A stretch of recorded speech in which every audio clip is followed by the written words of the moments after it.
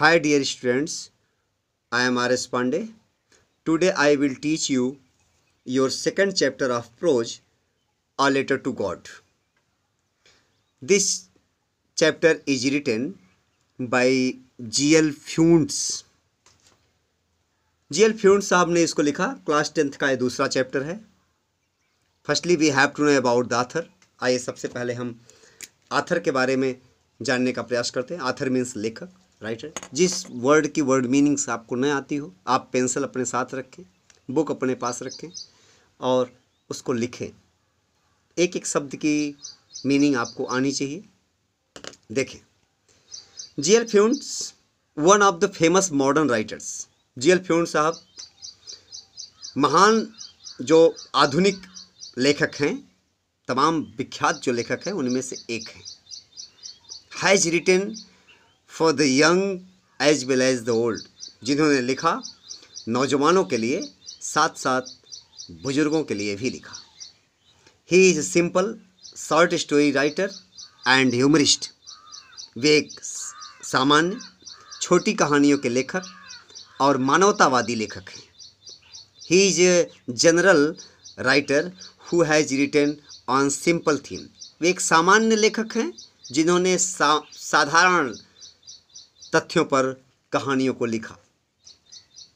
A letter to God, भगवान के लिए खत। अ लेटर टू गॉड, ईश्वर के लिए पत्र। Is his simple story which is full of humour. एक सामान्य कहानी है लेकिन मानवता से भरी हुई है। आइए इस कहानी के बारे में हम पढ़ते हैं। सबसे पहले about the lesson.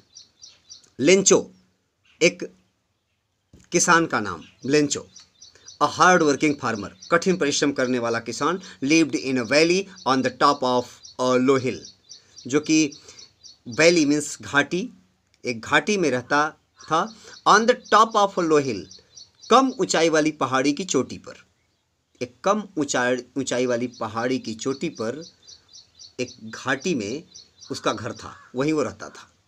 One morning he faced ruin, एक सुबह उसने फेस्ड सामना किया ruin, बर्बादी का, नुकसान का।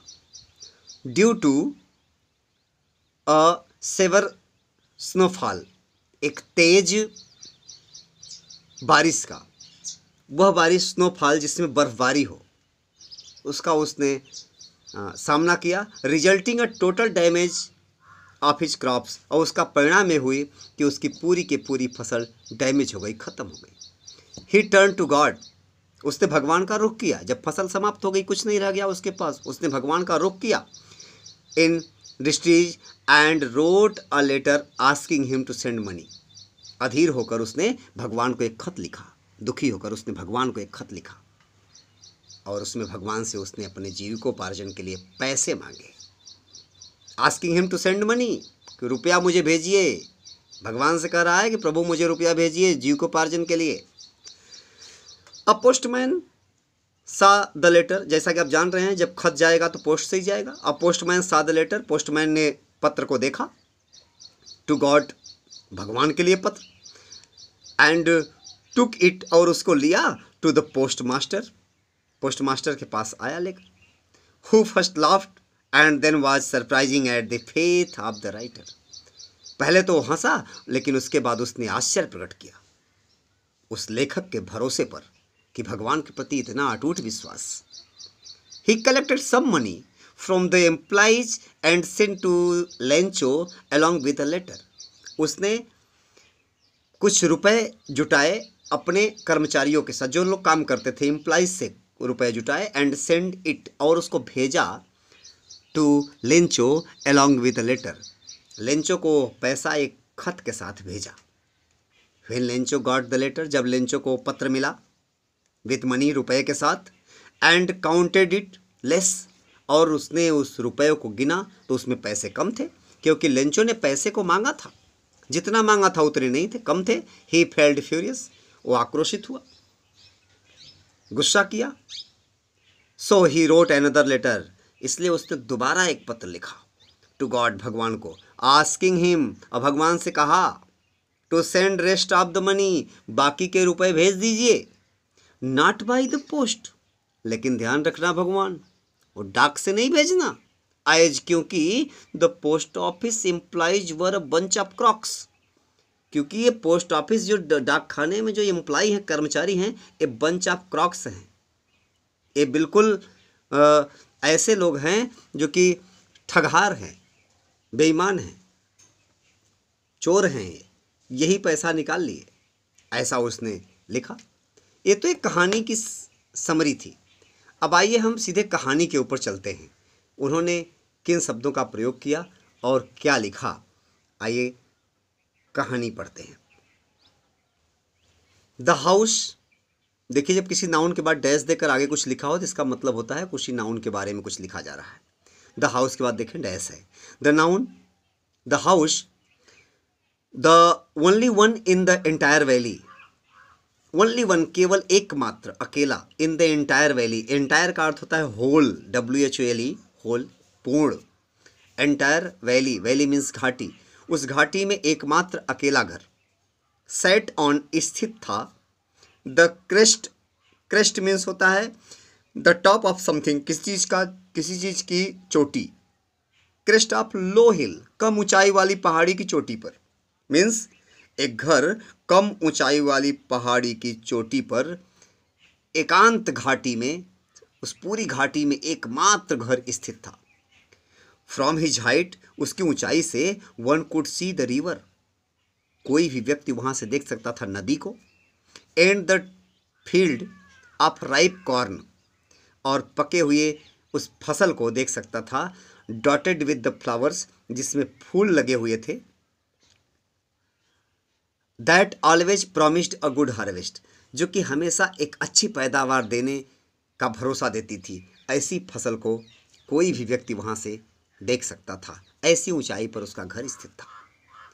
द ओनली थिंग, केवल एकमात्र वस्तु, केवल एकमात्र चीज, द अर्थ नीडेड, पृथ्वी को जरूरत थी, वह क्या थी, वाज अ डाउनपोर, या तो एक अच्छी बारिश हो जाए, और एट लीस्ट शोर, और ना अच्छी बारिश हो तो कम से कम एक बौछार पड़ जाए, सौर बौछार पड़ जाए।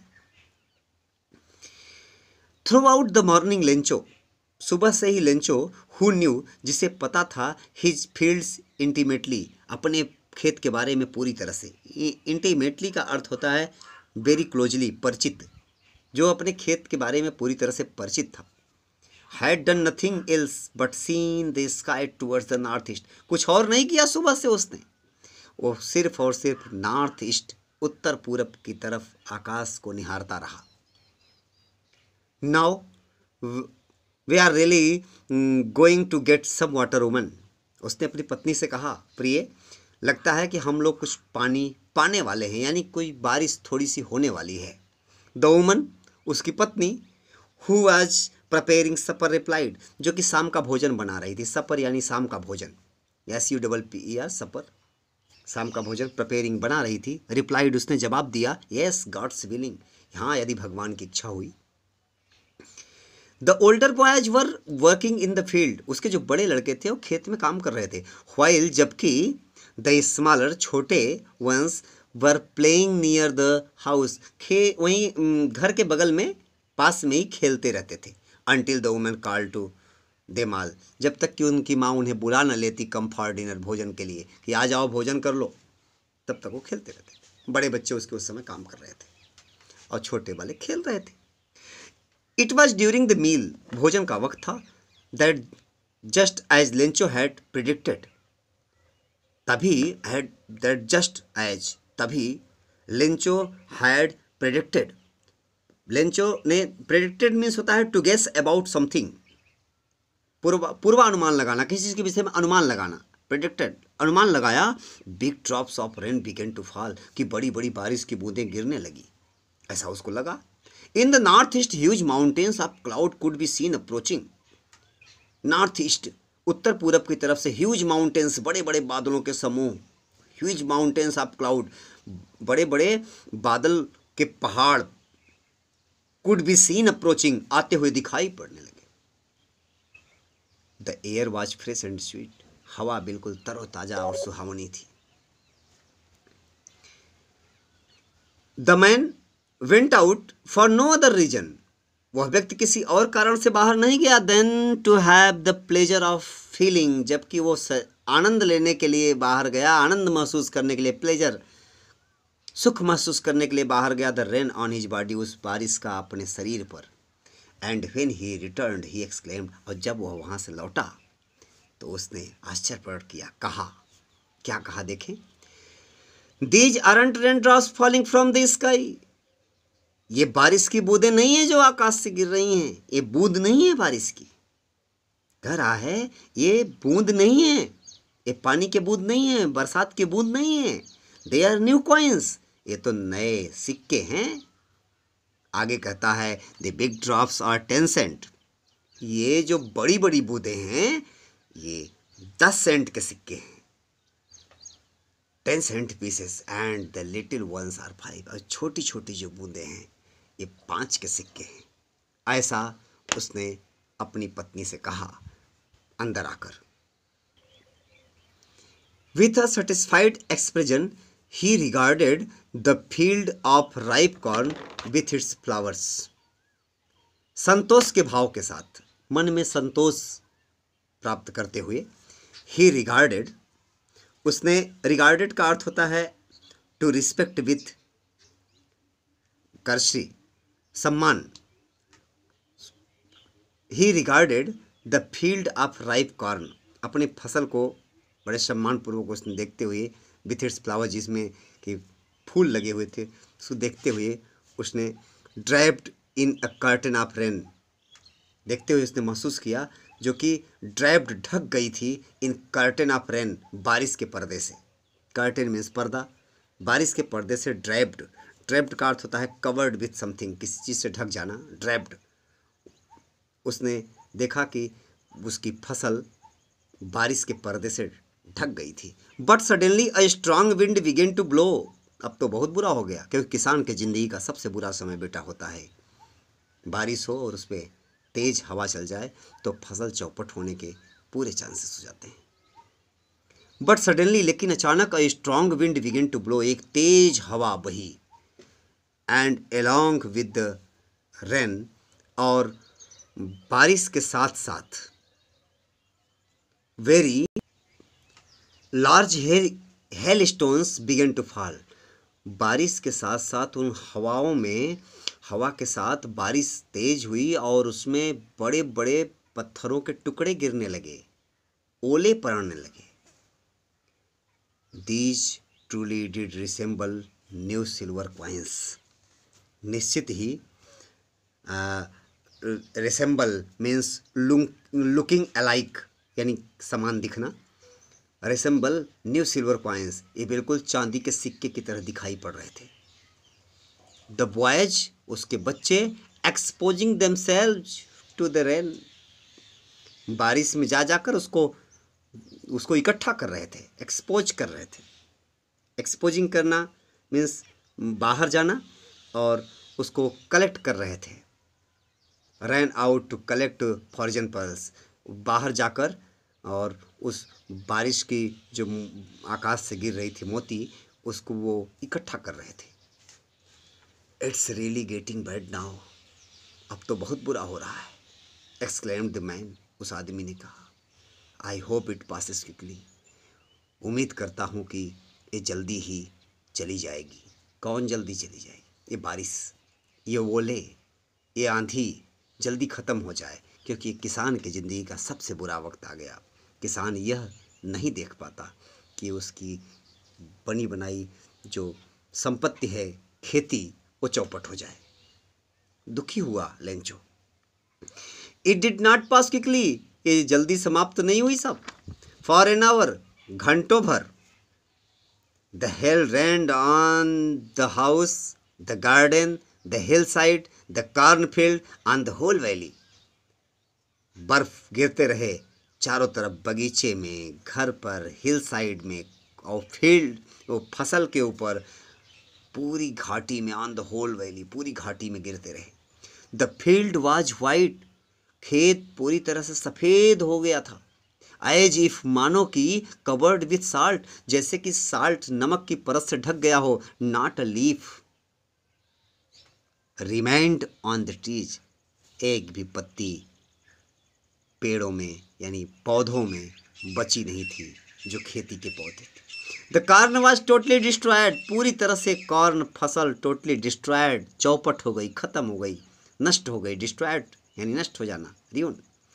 द फ्लावर्स वर गॉन, ये जो फूल थे ये भी चले गए, गिर गए, खत्म हो गए। फ्रॉम द प्लांट्स, पौधों से। Lencho soul was filled with sadness, लेंचो का हृदय दुख से भर गया, वेदना से भर गया। When the storm had passed, जब आंधी समाप्त हुई, he stood in the middle of the field and said to his son, तो वह अपने खेत के बीच में गया, वहाँ खड़ा हुआ और उसने अपने बेटे से कहा, क्या कहा देखें, उसने कहा, अ plague of lotus would have left more than this, एक टिड्डों की महामारी भी आई तो कुछ छोड़ गई।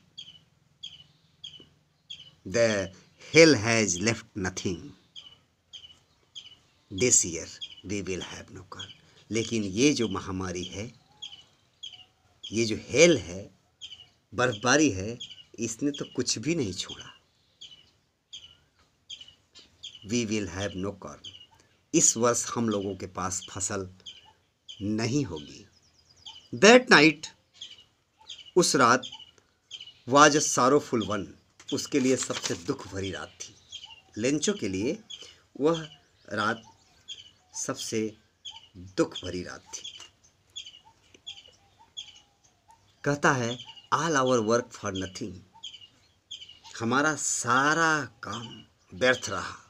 All our work for nothing, जो भी रहा कार्य, फॉर नथिंग, सब बेकार हो गया, किसी काम का नहीं रहा। There is no one who can help us, कोई ऐसा है भी नहीं जो हमारी सहायता कर सके। Well all go hungry this year, इस वर्ष हम भूखे रहेंगे, हम सभी इस वर्ष भूखे रहेंगे, उसने ऐसा अपने बेटे से कहा। But in the hearts of all, लेकिन लेंचो के पूरे परिवार के हृदय में, who lived in that solitary house, उस एकांत घर में जितने लोग रहते थे सबके हृदय में, इन the middle of the valley, उस एकांत घाटी के मध्य में रहने वाले उस परिवार के सभी सदस्यों के हृदय में, there was a single hope, एकमात्र उम्मीद थी, हेल्प फ्रॉम गॉड, कि ईश्वर मदद करेगा।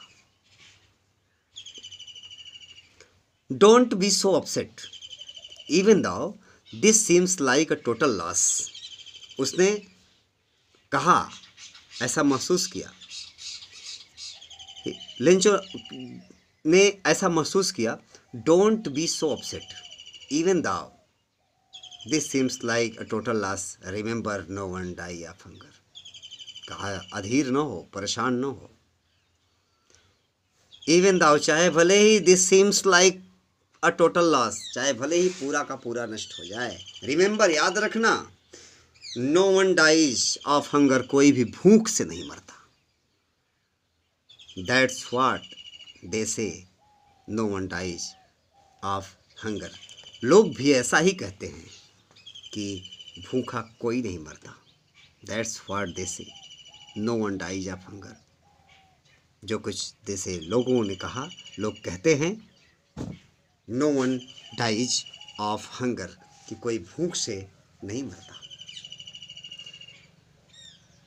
ऑल थ्रू द नाइट, उस पूरी रात, Lencho thought only of his one hope, Lencho केवल एक उम्मीद के सहारे जीता रहा, उसी एक उम्मीद पर सोचता रहा, द हेल्प ऑफ गॉड, कि ईश्वर मदद करेगा। Whose eyes as he had been instructed see everything even what is deep in one's conscious, पूरी रात लेंचो की एकमात्र आशा के बारे में सोचता रहा, भगवान से मदद, जैसा कि उसने सुना था कि भगवान की आंखें हर चीज़ देख लेती हैं, चाहे वह किसी के अंतः मन में क्यों न हो, ऐसा वो जानता था। कह रहा है ना, ये देखें, यहाँ कह रहा है कि Lencho's thought only of his one hope, the help of God, whose eyes as he had been instructed, उसने कहा कि जिसकी नज़रें हर चीज़ों को निहार लेती हैं, सी एवरीथिंग, देख लेती हैं, even what in deep in one's conscious, किसी के अंतःकरण में ही कुछ क्यों न हो, लेकिन भगवान की नज़रें उसको ज़रूर ही देख लेती हैं। बेटा इसके बाद मैं इसका पार्ट 2 वीडियो आपके बीच में रखूँगा। ये पार्ट 1 है, पार्ट 2 में आपको रखूँगा तो पूरा चैप्टर उसमें हो जाएगा, क्योंकि ज़्यादा बड़ी वीडियो होने पर अपलोड करने में प्रॉब्लम होती है। Thank you.